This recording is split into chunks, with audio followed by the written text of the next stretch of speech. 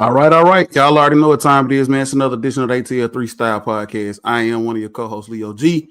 Out there to the east is my boy Derrico. What's going on, Derrico? What's going on, Leo G? Getting it cracking after that first week of the NFL season. That's right. Week one of the NFL season just was underway here, man. We're gonna talk a lot about it. Gonna talk about what them Dirty Birds did down there at Mercedes-Benz. But before we get into it, man, we'll talk a little bit about we missing one. Hopefully they'll join us here in just a minute for the discussion, man. But before we get into it, before we see if our man Bank shows up, man, let's do a little business, man. Derrico, give a shout out to our brother out there on the east side, man. What's up? Let's give another shout out to our boy over here representing Eastland Woodworking Company. Our man, none other than Phil Johnson. Anything that you need dealing with woodwork, especially if it's sports related, he can hook you up and he'll make sure that somebody asks where you got that from. That means that'll be another sale for him. So make sure you hook him up and we'll show you that QR code at the end of the show, I think. Yeah, we'll try to put that QR code on at the end of the show here. If not, I've been putting the link in the bio, man, on all our pages, man. So shout out to our boy Phil, man, and he'll definitely hook you up, man. So listen, I don't think it's y'all see it, y'all know what we got on, man. We still represent them Dirty Birds. Obviously, things did not go the way we wanted them to go, so we're just gonna go ahead and jump right into it, Derrico, man, on this past Sunday. But before we talk about the game, man, let's talk about the atmosphere. This past Sunday, man, opening week started Thursday with the Cowgirls and the Eagles, and then we had Friday night down in Sao Paulo. You had Kansas City and the Chargers, and then you fast forward to Sunday down at Mercedes-Benz, man. Atmosphere was live week one, man, down there at Mercedes-Benz, corner Northside Drive in Nelson, right? Oh, absolutely. It was one of them good atmosphere games. All I can say is nobody should have been complaining about no empty seats. I can guarantee you that. Unless they didn't show up and didn't tell nobody else to get in their seat. Otherwise, the atmosphere was right. Just came a little short. But hey, we know what we got to do. We got 16 more of these suckers, so we got to do what we got to do. So don't get disappointed, fans. Don't get in your feelings. Don't be coming here with that weak sauce. 16 more games. All I know is we came out the gate running last year and fell short, and some other teams that came out slow came back and snatched it from behind. So the same thing happened over here. So I'm going to keep it positive 100. Man, please. You know some people going to be in their feelings, man. Even though it was week one, it's going to be people in their feelings. But this is a marathon. Of course, we know, and not a sprint, man. Like I was saying, though, atmosphere at corner Northside Drive and Nelson up there with the Falcons players as well. Oh, I mean, that's no question about that. I mean, you probably had like 200 plus out there on the corner. And the boys came through in them on them motorcycles. On them, what you call them thing? I forgot what you call them. I thought you about to say the motorcycles. Not the side by side. Slingshots. No slingshot. You know, that's what you call an old man when he don't know what that thing is called. But yeah, man, they had it right sitting on that corner. So I'm just telling you, if you ain't never been to one of our tailgates, I'm telling you right now, you don't want to miss it. You Absolutely won't be disappointed. Don't want to miss it, man. Don't want to be disappointed, man. So definitely shout out to the Falcons players up there. Corner Northside Drive Nelson. Also shout out to Atlanta Tucky up there as well, man. So look who decided to join us, man. Live from the South Side, man. It's our boy Banks over there, man. What's going on? How y'all feeling? Leo, Derrico, how y'all feeling, bro? Doing well, man. What Doing well up? this evening. Shout it. So, like we were just talking and discussing, man, week one of the NFL was just underway this past week here, man. Starting out on Thursday into Friday and then moving into Sunday to the 1 o'clock. The 1 o'clock slate where we were in attendance at Mercedes-Benz. Atlanta Falcons, they fall 23-22 the Tampa Bay Buccaneers down there, Mercedes-Benz, man. It was a week one game, man. A lot to be said, a lot to digest. Obviously, most of the starters here is their first action. And I can say Derrico around the league, man, I saw a lot of sloppiness and a lot of stuff that needed to be cleaned up and a lot of stuff that was left to be desired. So just initial thoughts before we get into the meat of what happened and what took place. Did you feel like, hey, this was a typical week one showing coming in? I mean, not really. Not after that first drive. I mean, the first drive, it went straight down the field like they had been playing for the past 3 weeks. So the only thing I can say about maybe is the play calling at times could have been, a little more polished. I didn't see any.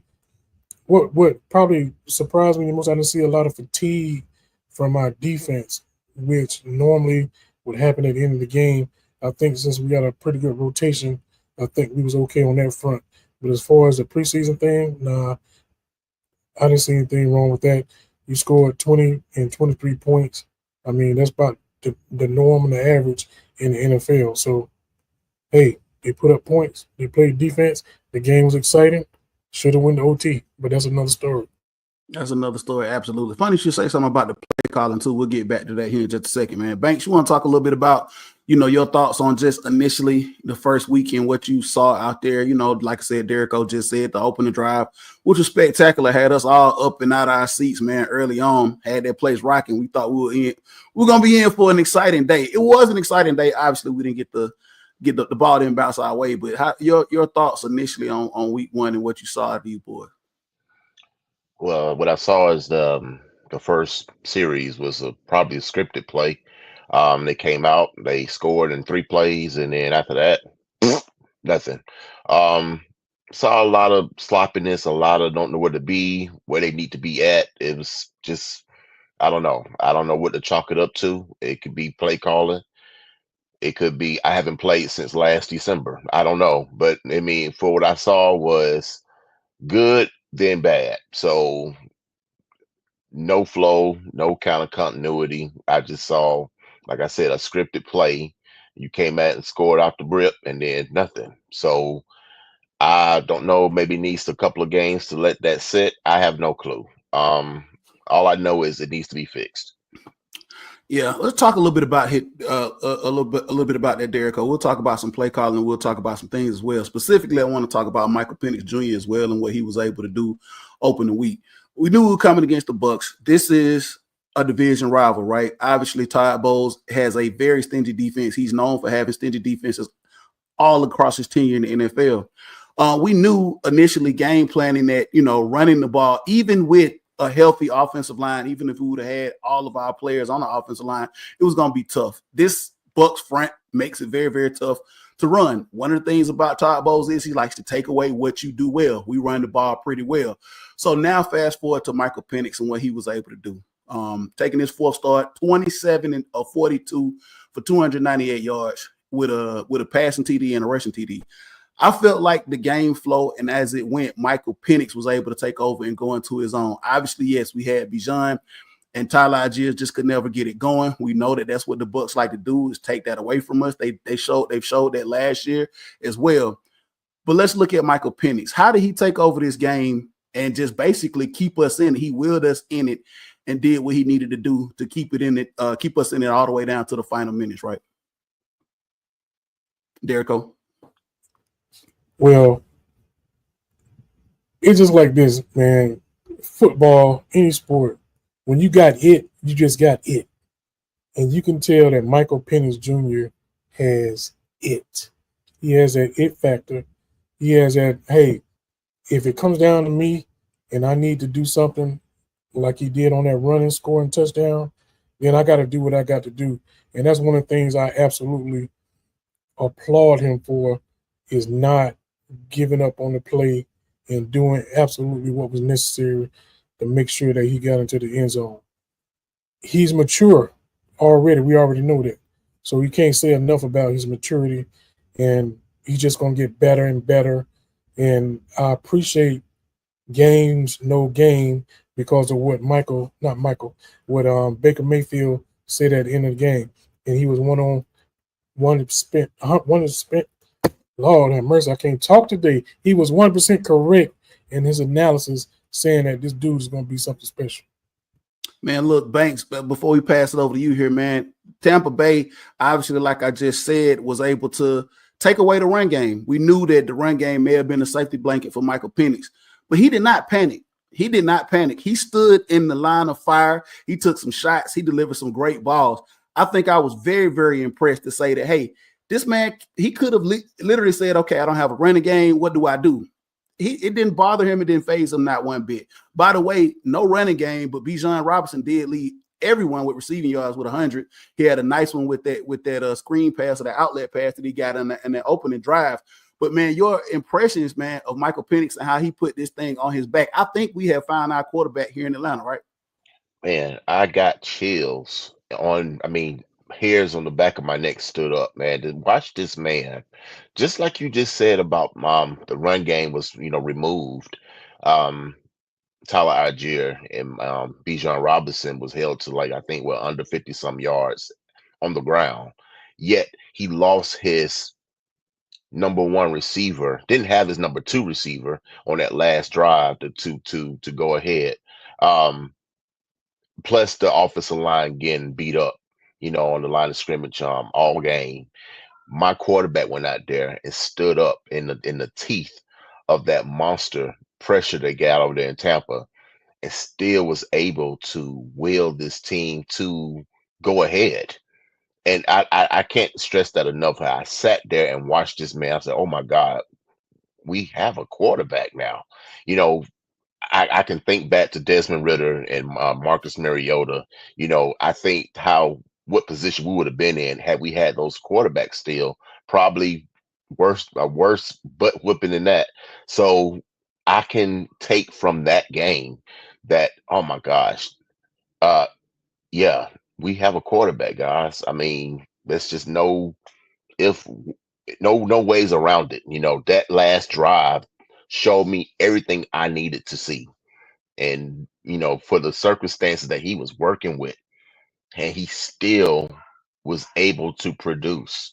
If you heard in the stadium, when he hit Drake London before he got hurt, that 9 to 5, I think I'm gonna enjoy that. That's gonna be a thing now. I see 9 to 5 is gonna be, we all gonna be singing around that stadium.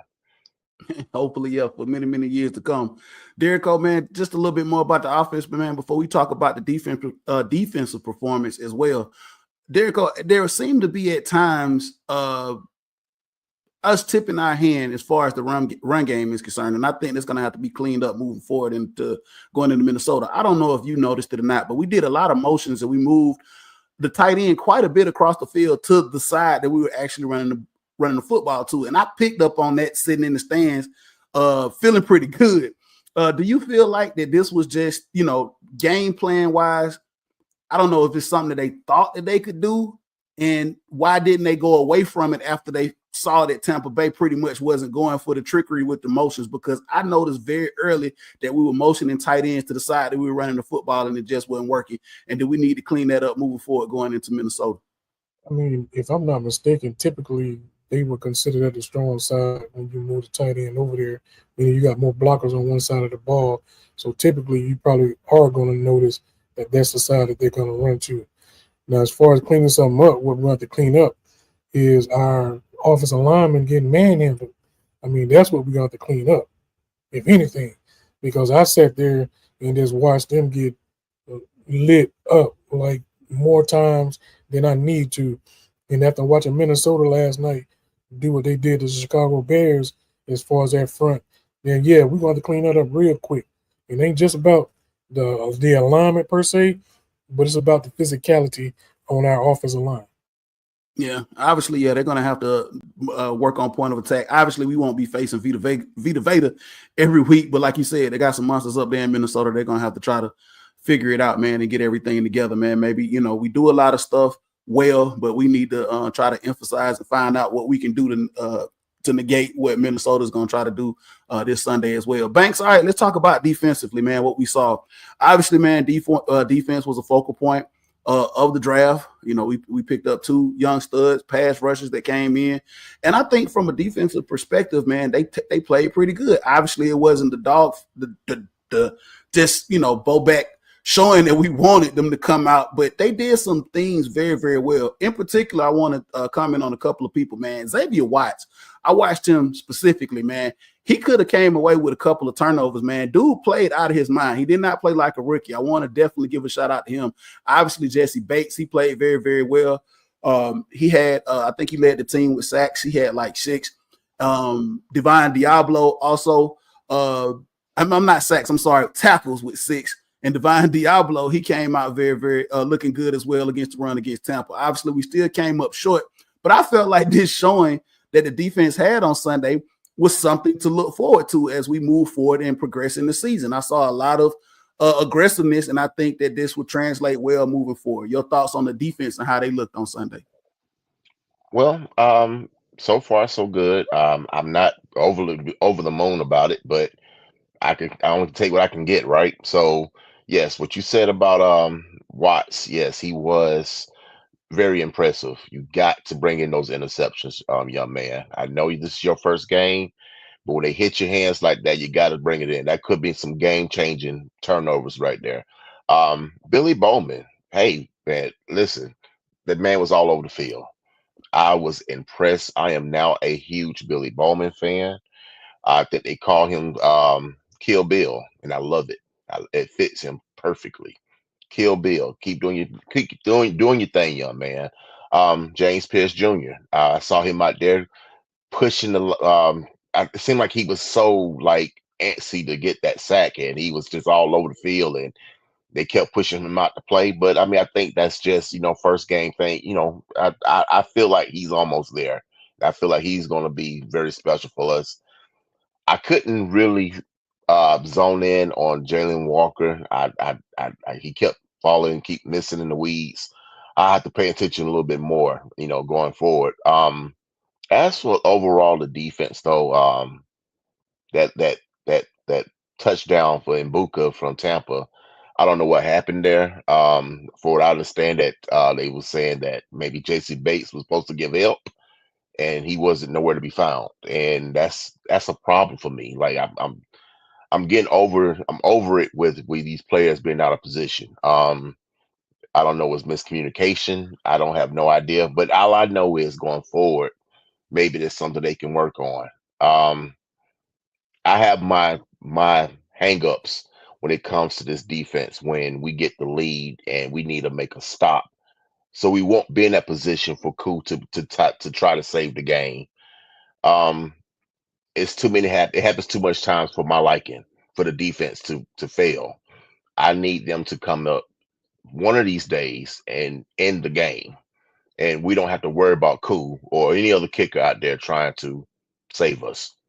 Well, listen. We talked about this, and I think I spoke on it earlier part going into the year that eventually the defense, just in general, we were going to have to make a stand and win some of these tougher games. I felt like we did stare down the barrel to have an attempt to win this game. It just didn't fall away that, we wanted it to fall. And Banks, to talk about Mbeka, I think that made that catch.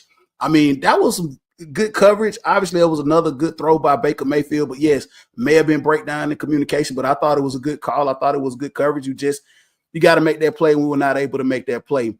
Going back, also offensively, we had a lot of plays and a lot of opportunities, coming back on that drive. There were a couple of plays that we were this close away from scoring a touchdown with Cordero Hodges to end that game like we did, ironically, last year on the walk-off. Also, Anton Winfield made a spectacular play on the ball that Michael Penix threw right there. He had it right there, and Winfield came up and blew that play up, man. So, there were a lot of things that can be left to be cleaned up on both sides of the ball, I think. But overall, defensively, I think that we're going to tick upwards. The Jalen Walker thing, obviously, I did not really see a defined role for him. I think that was probably the scariest part for me watching the game was like, okay, like you said, Banks, he kind of got lost out there.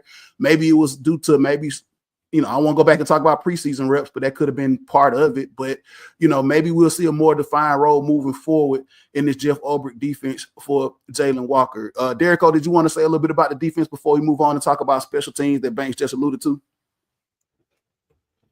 I mean, the defense, like you said, the only knock is, once again, I think we only had one sack, if I'm not mistaken. I mean, at least it went 0, so that's progress from the last first 4 games we had, so I'll take that. So as far as the individual players, my definite game ball goes to number 0. That young brother came in as a free agent pickup, and that's the talk of the Monday night quarterbacks or the Monday morning quarterbacks, whichever time they woke up the next day. that number 0 made his imprint on this football team. And the defense ought to, at this point, kind of run through him and let's go. If everybody get that mentality, we're going to be all right because the brother's a dog. That's all I got to say.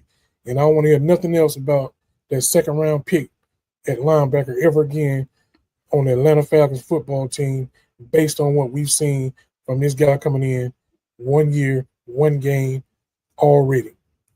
Bates, Hey, he is what he is. You know what I'm saying? Let's look at it like this.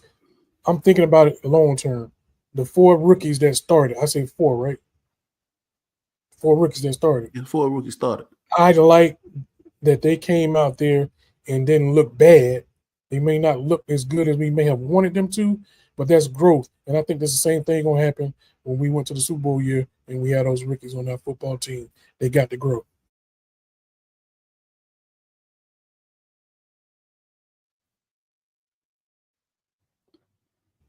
You want me to say something else? No, I was having some difficulties here. My apologies. I was having some difficulties. My apologies on that. But moving forward, before we close this thing out, let's talk about obviously the elephant in the room, and that was with the special teams and what happened trying to tie this game up. So listen, Banks, unlike you, man, I'm gonna say this right here, man. I mean, I know that you were a little disappointed with Young Wei Koo and us not having to put it in his hands, but let's be real. He gets paid pretty well to be able to do what he needs to do in that situation. So he's not absolved. If you get a chance to get your team in a situation where we could tie the game or take the lead, you have to be able to go through with that. So Michael Penix played out of his mind to get us in that position. That's what he did. He played out of his mind to get us in that position. Obviously, we couldn't put it in the end zone, but we count on Koo to take us into overtime, and then we see where we go from there. He could not do that. We've seen a steadily decline in him with these kicks, Banks. This is something that needs to be addressed. Obviously, it is of concern because we're in the season now, and it's like, okay, what do we do? Who do we turn to? Where do we go? Well, there are guys out there on the street right now, I guarantee you, that can kick the ball. So you have to do something. You have to, like Raheem said, if he goes through with it or not, you have to bring some competition in here to say, hey, you know what, man? We do not have any more faith in Koo, and we have to bring other people in here that's going to push him, Banks. He has a job to do, and he must do it. So this all really, a lot of this falls on him because he was given an opportunity to tie this game up, and he wasn't able to do that, Banks. Your thoughts on moving forward with Young Wei Koo, and will he still be here as a Falcon? Or do we see the last of him, or will he be here next week kicking with us against the Vikings? Well, I had made a statement already on social media. See that the Falcons brought in a kicker named Parker Romo. I think we're going to bring him in on the practice squad, and I think he played with I guess the Patriots or somebody, but he only played like 7 games and he went like 11 for 12 or something like that. So he missed 1 out of the time that he did kick. So I guess that's something compared to what we've been doing with this guy here, Koo, missing 10 kicks now between this year and last year. If it was my way, he wouldn't even be on the roster right now. I don't want him going out there against anybody, Minnesota or going forward. I think the ship has sailed with this guy. We was claiming that was mental or it was an injury. Well, it's not injury, so is it mental? I have no idea. If it's that, go somewhere and figure out what you want to be or clear your head. I don't care. But you can't be doing it in a Falcons uniform. I'm over it. He needs to go. But now I see if he's going, this new guy going to the practice squad. So I guess that means he is going to be on that plane ride to Minnesota. Kind of shudder to think about that though. But yeah. Hey, we'll see what happens. Jericho, before we close this thing out, man, your thoughts on the Young Wei Koo situation, man, and has his time pretty much come to an end here in Atlanta? I'm going to give you a simple answer. Yes. That's it. Yes. Simple answer, simple enough, man. Yeah, very disappointing, man. You know, like you said, a lot of shoulda, coulda, wouldas. I think, fellas, collectively, the team played well, both sides of the ball, offensively and defensively. Like we all talked, we were very impressed with Michael Penix and very impressed with the young guys that were out there on the defense. Obviously, a tall task on this week coming up, going up to Minnesota against the Vikings on Sunday Night Football, who just took a win. against the Bears on last night. Listen, fellas, before we close this thing out, man, I ran into a lot of people in Mercedes-Benz on Sunday, man. A lot of so-called Falcons fans and, chopping it up with a few people talking Falcons. And I was just kind of disappointed with a lot of people in their knowledge of the team. I mean, I get it, man. You got a lot of younger generation fans. You got a lot of people that maybe just, jumped on with the Falcons. But listen, I'm going to tell y'all, this is for all y'all Falcons fans that, y'all need to get y'all fandom up. Okay. So a lot of y'all need to go out right now on Amazon. They got this book right here. It's called Falcons 101. Okay. I need y'all to go get this book and I need y'all to do some reading. Cause some of y'all, man, I don't know what y'all was talking about, man. I was talking to a guy, man, while I was eating, and he was talking about, yeah, man, the Falcons need to go back. If they need, I was like, go back and do what? And I was like, obviously this dude hadn't been watching the Falcons for a while. But anyway, yeah, I thought that was, go to Amazon, pick up that book. Y'all can find it, man, Atlanta Falcons 101 for some of y'all new Falcons fans. All right, man, before we close this thing out, man, I'm going to pass it over to my boy Banks, man. Let everybody know where they can find you at, man. Well, to speak on basically about the fans that is there, that was a typical week one fans. You get all kind of walks of life in week one. Everyone's excited. You got your casual fans. You got people who don't know anything about football, or people still think that we got Desmond Ritter on the team. So I mean, you have to be cautious of who you talk to, because I hate to say it, fellas, but after that loss, we just lost half of them. Just that quick. So come next home game, it would not be like that, how it was week one. I always call it the week one crowd is a different crowd than any other crowd throughout the season. And it's unfortunate. We won't see that again till next year, week one. But anyway, you can find me at Antoine Terrell Banks on Facebook or BabyBanks80 on Instagram. Hey, man, listen, Banks, I hope we got 2 more games for them to get this thing right before we get back into Mercedes-Benz, man. So maybe, we can ride this thing and be 2-1 as we come back in here against the Commandos or the Red, whoever we play the next home game here, man. Derrico shaking his head like, I don't know. Derrico, let everybody know where they can find you at, man. Hey, boy, sometimes I'll be listening. I'll be like, what the wiki. You can find me at 206 Mr. on Sunday, celebrating my birthday. That's the only thing you need to know. My birthday being celebrated right here in the man cave. All this other social media stuff, I probably won't even be on it because I don't want to hear it. It's too early, and it's just one game. And people already on the 14th Street Bridge jumping. Hey, man, it is what it is, man. It is what it is. Folks tired, man. They tired, bro. Hey, listen, it's one game. It's one game, man. We're going to bounce back, man. I really do feel like we'll be able to bounce back. Like Derrico said, man, it's a long grind, man. And just it looks like these young boys are built for it, man. So I'm looking forward to seeing what they'll be able to do this week on prime time against the Vikings. Like Derrico said, man, and it'll be his birthday game. So hopefully them boys will deliver for his birthday, man. That's what's up. Hey, listen, you can catch us out on all social media platforms. That's right. If you're still on social media, you catch us everywhere, Facebook, the X, the Twitter, whatever you want to call it, Instagram, all those different places. Y'all can catch the ATL 3 Style podcast, man.